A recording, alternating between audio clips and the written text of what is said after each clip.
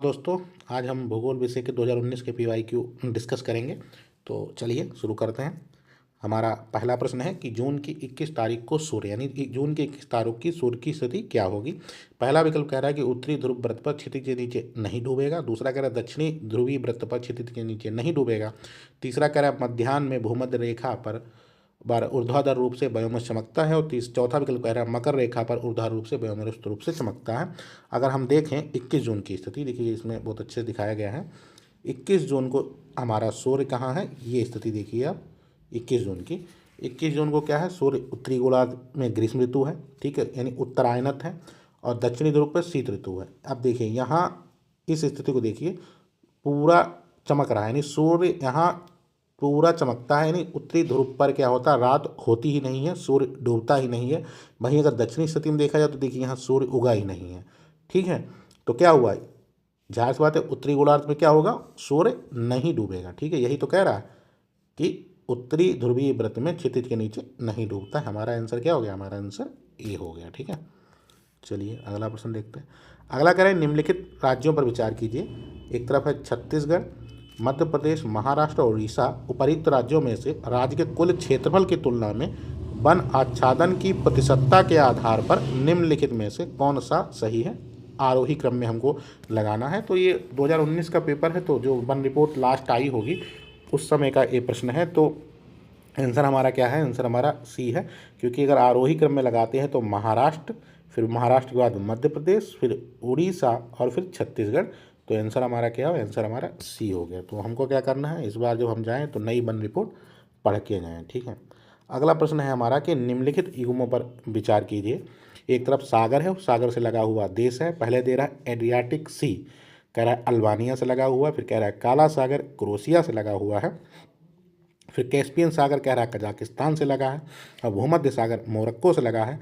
लाल सागर Syria से लगा है। तो उपरोक्त में से कौन सा सही सुमेलित है। तो अगर हम इसको देखें तो हमारा क्या है कि पहला विकल्प सही है, क्योंकि एड्रियाटिक सागर अल्बानिया से लगा है। दूसरा गलत है, काला सागर क्रोशिया से नहीं है। तीसरा कह रहा है कि कैस्पियन सागर कजाकिस्तान से लगा है, सही है। चौथा कह रहा है भूमध्य सागर मोरक्को से लगा है, एकदम सही है। लाल सागर सीरिया से लगा है, ये गलत है, ठीक है। तो हमारा 1, 3, 4 सही है, आंसर हमारा बी सही है। अगर हम मैप में देखें तो देखिए पहले क्या है कि एड्रियाटिक सागर अल्बानिया से, तो एड्रियाटिक सागर ये देखिए, ठीक है, और ये देखिए अल्बानिया है, ठीक है। यानी देखिए ये एड्रियाटिक सागर है और ये अल्बानिया है, यानी इससे लगा हुआ है। दूसरा कह रहा है भूमध्य सागर मोरक्को से, देखिए ये मोरक्को है और ये भूमध्य सागर है पूरा, तो मोरक्को भी लगा हुआ है, ठीक है। और तीसरा विकल्प कौन सा था, कैस्पियन सागर कजाकिस्तान, कैस्पियन सागर कजाकिस्तान वाला, तो ये देखिए कैस्पियन सागर है और ये कजाकिस्तान है हमारा, ठीक है।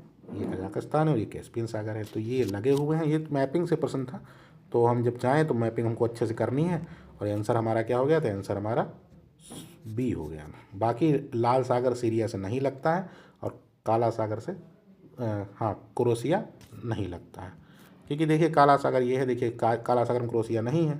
देखिए यहाँ रोमानिया है, बल्गोरिया है, टर्की हो गया, जॉर्जिया है, रसिया है, यूक्रेन है, लेकिन क्रोशिया नहीं है, ठीक है। वैसे लाल सागर से सीरिया नहीं लगता है।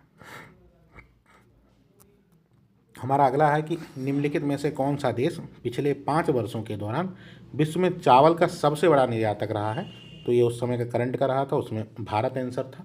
अब जब भी हम जाएंगे तो करंट फिर पढ़ के ही जाएंगे, तो जायज़ बात है। अगला हमारा प्रश्न है कि निम्नलिखित युग्मों पर विचार कीजिए। हिमनद है एक तरफ और नदी, कह रहा है कि कौन से हिमनद से कौन सी नदी निकलती है। तो पहला कह रहा है बंदर पुच्छ से तुम्हारी यमुना निकलती है। दूसरा कह रहा है बारा सिगरी से चेनाब। फिर कह रहा है मिलाप से मंदाकिनी, सियाचिन से नुब्रा और जेमू से मानस। तो अगर हम देखें तो पहला हमारा सही है, बंदर पुच्छ से ही क्या निकलती है, यमुना निकलती है। दूसरा कह रहा है कि बारा सिगरी से चेनाब निकलती है, ये भी सही है। तीसरा कह रहा है कि मिलाप से मंदाकिनी निकलती है, ये गलत है। चौथा कह रहा है कि सियाचिन से नुब्रा निकलती है, ये सही है। और पांचवा कह रहा है जम्मू से मानस निकलती है, तो ये गलत है। तो हमारा 1, 2 और 4 सही है, यानी हमारा आंसर क्या सही है, हमारा आंसर ये सही है, ठीक है। तो मानस नदी जो है वो अरुणाचल प्रदेश के कामेंग जिले से निकलती है, जम्मू जिले से नहीं निकलती है। ठीक है। जम्मू से कौन सी निकलती है? तीस्ता नदी निकलती है जम्मू से, ठीक है। और ऐसे ही मिलाप से मंदाकिनी नहीं निकलती है, मिलाप से गौरी गंगा नदी का उद्गम होता है। तो हमारा 4 और 5 गलत था, 1, 2 और 4 सही था। इस प्रश्न को देखिए, कह रहा है निम्नलिखित कथनों पर विचार कीजिए, उपरोक्त में से कौन सा या से कथन सही है? ठीक है, सही है। तो पहला कह रहा है कि कृषि मृदाएं पर्यावरण में नाइट्रोजन के ऑक्साइड निर्मुक्त करती हैं। दूसरा कह रहा है मवेशी पर्यावरण में अमोनिया निर्मुक्त करते हैं। और तीसरा विकल्प कह रहा है कुक्कुट उद्योग में पर्यावरण में अभिक्रियाशील नाइट्रोजन यौगिक निर्मुक्त करते हैं। तो कौन सा सही है? तो देखिए, पहला विकल्प हमारा है कि कृषि मृदाएं पर्यावरण में नाइट्रोजन के ऑक्साइड निर्मुक्त करती हैं, एकदम सही है। दूसरा हमारा विकल्प कह रहा है कि मवेशी पर्यावरण निर्मुक्त करते हैं, ये भी सही है क्योंकि उनके मल मूत्र से अमोनिया निकलती है। और तीसरा कह रहा है कि कुक्कुट उद्योग में नाइट्रोजन के योग निर्मुक्त होते हैं, ये भी सही है। हमारे तीनों विकल्प हमारे ये सही है। आंसर हमारा क्या हो गया? आंसर हमारा डी हो गया, क्योंकि कृषि मृदा में नाइट्रोजन के ऑक्साइड निर्मुक्त होते हैं। जैसे हम वहाँ यूरिया वगैरह डालते हैं तो उससे नाइट्रोजन निर्मुक्त होते ही हैं, मृदा से मिलता ही है वहाँ। दूसरा है कि अमोनिया, तो उनके मवेशियों के मलमूत्र में अमोनिया वगैरह रहता है, और वैसे ही कुक्कुट उद्योग में भी ये होता है। तो आंसर हमारा क्या हो गया? आंसर हमारा डी हो गया। कह रहा है कि अगला भी प्रश्न है कि अलियापुर, ईसापुर और कांगसावती जैसे ज्ञात स्थान में क्या समानता है? तो अगर हम देखें तो ये तीनों के तीनों क्या थे? जल भंडार थे, उस समय नए खोजे गए होंगे, ये प्रश्न चर्चा में था। तो आंसर हमारा डी है। अगला प्रश्न है कि मेघा आच्छादित रात में ओस की बूंदें क्यों नहीं बनती हैं? ठीक है, कि जब क्या होता है कि रात में जब मेघ होते हैं, चारों तरफ बादल होते हैं, तो ओस की बूंदें क्यों नहीं बनती हैं? तो अगर हम बात करें तो ओस की बूंद बनने की प्राथमिक कंडीशन क्या होती है कि भूमि यानी सतह का ठंडा होना, ठीक है। और साफ रात में जब क्या होता है, साफ रात में क्या होता है कि पृथ्वी दिन भर क्या करती है? प्रकाश को अवशोषित करती है, और रात में क्या करती है? गर्मी को दीर्घ विकिरण के रूप में अंतरिक्ष में छोड़ देती है। इससे क्या होता है कि पृथ्वी की सतह तो ठंडी हो जाती है, और ठंडी होने पर क्या होती है? ओस की बूंदें बनती हैं, जो हल्की नमी रहती है वो त्वचा से टकराती हैं तो वो संघनित हो जाती हैं। लेकिन मेघाच्छित रातों में क्या होता है कि जब बादल जो होते हैं चारों तरफ, वो कंबल की भांति काम करते हैं, ठीक है। और कंबल की भांति काम करेंगे तो क्या होगा? बादल विकिरण को अंतरिक्ष जो दीर्घ विकिरण होगा, वो बादल अंतरिक्ष में उसको जाने नहीं देंगे, यानी उसको रोक लेंगे, यानी वापस उसको परावर्तित कर देंगे। और जब वापस परावर्तित कर देंगे तो नतीजा क्या होगा कि सतह का तापमान ठंडा नहीं होगा उतना कि ओस की बूंदें बन सकें, ठीक है। और चूंकि सतह ठंडी नहीं हो पाएगी तो क्या होगा? हवा में नमी होने के बावजूद बूंदें बादल में पानी में नहीं बदल पाएंगी। तो जाहिर सी बात है क्या हो गया? आंसर हमारा क्या हो गया? भी पृथ्वी के विकिरण को बादल वापस परावर्तित कर देती हैं। अब सोच लो, साफ अगर होता है, मौसम साफ होता है, बादल नहीं है, तो यहाँ से दीर्घ विक्रम जो गया वो अंतरिक्ष में चला गया, तो ये ठंडा हो गया। ठंडा हो गया तो हल्की हल्की एटमॉस्फेयर में जो वायु थी वो त्वचा से टकराने के बाद क्या हुई? ओसो की बूंदों में कन्वर्ट हो गई। लेकिन जब दूसरी स्थिति होती है, बादल होते हैं, ऐसे यहाँ पर मान लो बादल हैं, अब ये दीर्घ विकिरण गई तो इसने क्या किया? इसने वापस भेज दिया, परावर्तित कर दिया, तो त्वचा इतनी ठंडी नहीं हो पाती जिससे बादल वो ओस की बूंदें बन सके। तो आंसर हमारा क्या है? आंसर हमारा बी है। अगला प्रश्न है कि निम्नलिखित कथनों पर विचार कीजिए। भारत सरकार द्वारा कोयला क्षेत्र का राष्ट्रीयकरण इंदिरा गांधी के कार्यकाल में किया गया था। दूसरा कह रहा है वर्तमान में कोयला खंडों का आवंटन लॉटरी के आधार पर किया जाता है।